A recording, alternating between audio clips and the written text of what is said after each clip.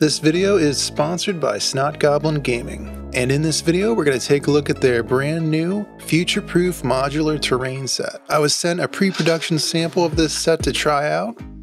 Hang on, there's a bit more. Okay, that's everything. And by the way, this is a half set, not a full set. Obviously, I'm a big proponent of DIY terrain, but I realize that not everyone is interested in that part of the hobby, and some folks just want to get some terrain on the board. We're going to talk about how I painted this set, some of the issues I ran into, how I resolved those issues, and whether or not I think this set is worth purchasing. So without further ado, let's dive in. This terrain set takes the traditional ruined wall and breaks it down into a few core pieces that can be socketed together to create just about any type of ruined wall you can imagine. The pieces are made of ABS plastic and they are push fit. They're designed to be taken apart and put back together, similar to the way Legos work. So you get a lot of pieces in this set. We're talking hundreds in the full set. First, I want to talk about how I painted this set. I decided to do two separate color schemes, kind of a warm set and a cool set, or the quote-unquote hard way to paint these and the easy way. Both are foundational sets that I can build off of in the future. Since this is a push-fit set, you have to avoid getting paint on any of these push-fit nubs. Otherwise, the socket might be too tight to push-fit together. This creates a unique painting challenge. You could mask off each individual male and female socket, but that is a lot of masking. And since the push-fit pieces essentially mask themselves off while they're connected, I opted to prime them partially connected.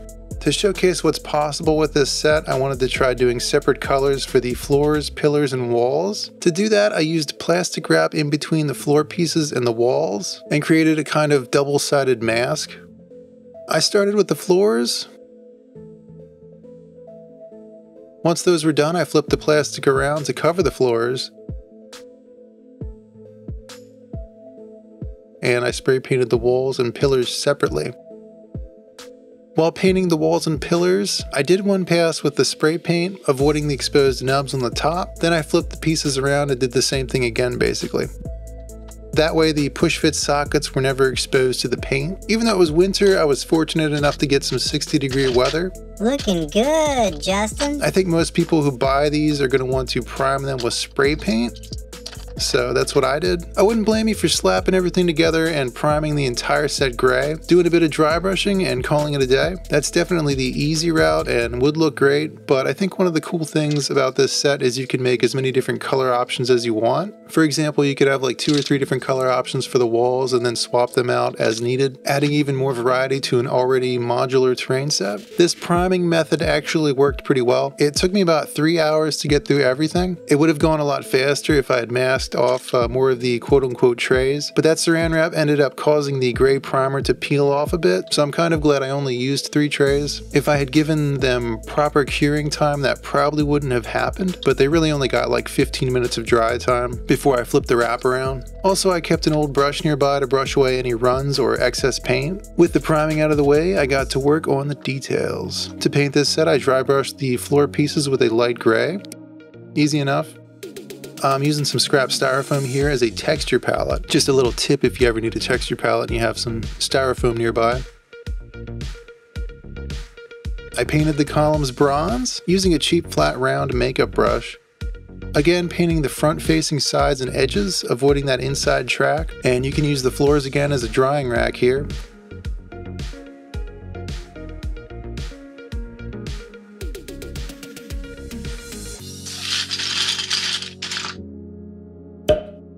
For the walls, I did a beige color on one side and a purple color on the other. I used Pro Acrylic Purple on the drywall or stucco, whatever you want to call it. Then I dry brushed some dark purple over that. Then I dry brushed the other side with some ivory. And on both sides I used a burnt orange for the brickwork. If you have a large flat brush, that can save you some time here, but most of the areas I had to do brick by brick. I used dipping inks on the windows, and finally more bronze around the trim.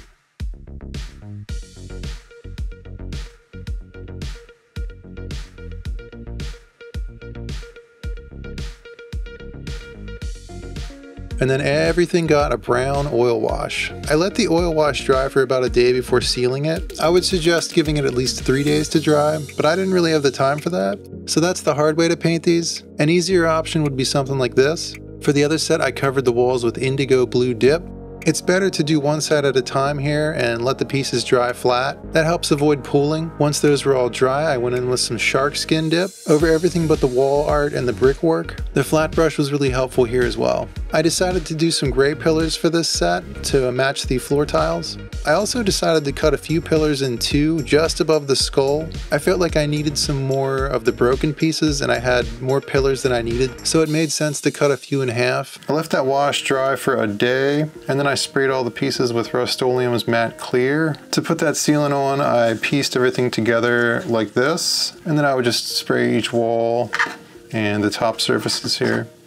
Mainly, the reason I sealed this was because this oil wash could potentially rub off on any mats or anything that you put it on, or even your fingers when you're handling it. I figured that way I could seal the majority of these pieces. The ends probably aren't sealed that well. Doing it this way just gets most of the surfaces you're actually going to be touching. I think that worked pretty well. And yeah, you can just take these pieces apart, put them back together however you want.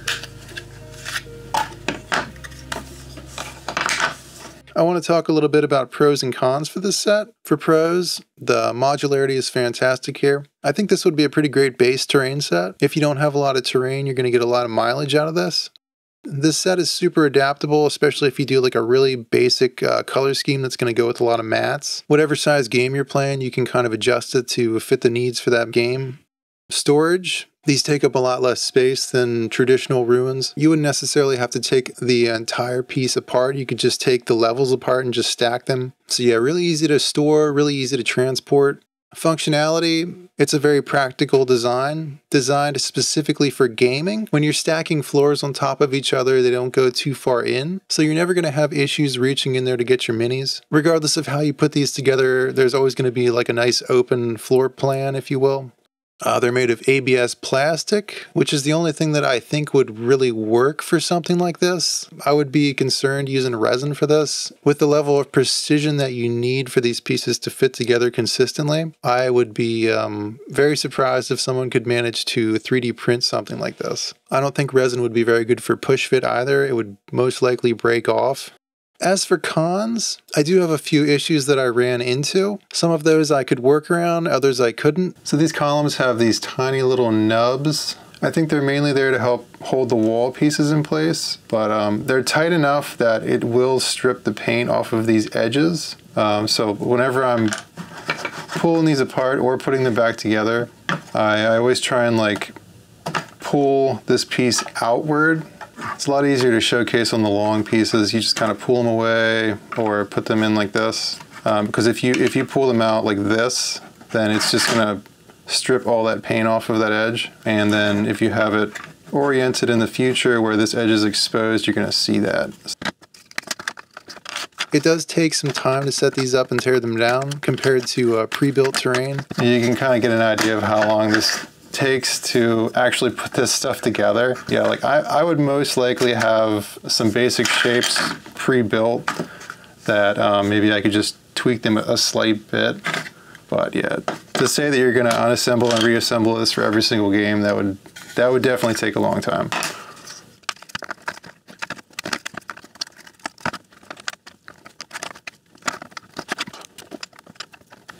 I mean, that took maybe like 5 minutes to put together. You could probably get it done in less than that, but it's not like an instant thing, like just plopping a pre-built piece of terrain on the board. But yeah, like I said, you can have these pre-built. There's no reason you couldn't. Here I wanted to point out one of the issues I have with this set. It's not a huge issue. I'll show you the workaround. So if you don't put the pieces together in a certain way, you end up with an odd end like this. And what you want to do to avoid that is instead of bringing the floor to an end right where the column comes up, you have to go over one more so you can fit a full floor piece over top of this section here. And then you just put like one of these broken pieces on to kind of make it look a little more natural. And yeah, that looks a lot better than that, especially since the top knuckle in this column isn't going to be painted. And then just, yeah, having that exposed just looks really weird to me, so I just avoid that. There's a 3-story version. Yeah, I just wanted to show, like, if you don't have a corner piece to kind of add a little bit more support to these wall sections, they do get fairly flimsy. The corner pieces really help to stabilize the walls. You can see that. Just something to keep in mind. For me, it was kind of a weird choice to use this natural stone look on the ends of these floor pieces. Just because once you start stacking that, it just looks really bizarre. Like, I've never seen a building that had some like that between the floors. This is the other set I did, and I think because of that texture, it makes a lot of sense to do gray and then do the columns gray as well. I've seen a few done that way, and it just makes a little bit more sense visually, I think, and also looks a little cleaner to have just a 2-tone color scheme. But yeah, you can paint these however you want. Doing a 2-tone color scheme like this is definitely the easier route. It was a lot easier than painting everything. Picking out that brickwork was a pain. Doing all the trim was a pain. And I mean, if you expand this set, you could have potentially thousands of pieces that you got to paint individually. So that's something to keep in mind. For sure. Having a nice simple color scheme is really going to save you a lot of time. These are kind of tricky to paint, but I think I did a pretty good job of kind of explaining a few good options to paint them in this video. See, I feel like they could have just done like a nice flat surface like this. I don't know if this is a manufacturing flaw or if these are supposed to be like this, but like if this was just a nice flat surface on both sides, I think it would look a lot better. I mean, that's just my personal opinion. Sorry I don't have a cleaner looking ruler for you, but the floors from like the top of the floor to the bottom edge of the next floor, it's just about 2.5 inches. From the very bottom edge to the top edge here, it's 3.25 inches. I also do it in millimeters. It's about 84 millimeters, roughly. And then from here to the bottom edge, it's about 66 millimeters. So hopefully that gives you an idea if you have certain models you want to use this with, if they'll fit. I grabbed a couple different models here to show you. This is a Vinci Archer. It's a good amount of height to be able to look out the window. Here's an Alien Hives Warrior. A little bit closer to the roof there, but it still fits pretty well. And a Dwarf Guild's Champion, about the same height. Yeah, you can see they fit pretty well in there. The floors stick out about 1.75 inches, or about 45 millimeters. This model's on a 40 millimeter base, and he sits pretty well on there. So yeah, these are a good size for mini purposes. Do I think it's worth buying? If you don't have a lot of terrain already, or if you don't have a lot of storage space, this might be worth picking up. If functionality is more important to you than realism, you'll probably like this set. There are plans to do expansions for this set, and I'm looking forward to seeing how the system evolves. I think the bones are there, but the facade could still use a bit of work, and it's not going to get there without some support. With that being said, there's a Kickstarter for this terrain launching February 20th. You can enter the VIP code HAUNTS on the fulfillment survey if you buy a full table set, and that will get you a free single ruin add-on. If you want to check that out, the link is in the description below. If you want to support this channel, head on over to my Patreon page. You can join for free and get the Haunts Wargaming monthly newsletter. YouTube has been pushing long-form content less and less in favor of shorts, so if you want to keep up to date with this channel, that's a good option. And if you want to become a paying member, that's even better. Thank you, patrons, for the support. I hope you have a good day, and I will see you later.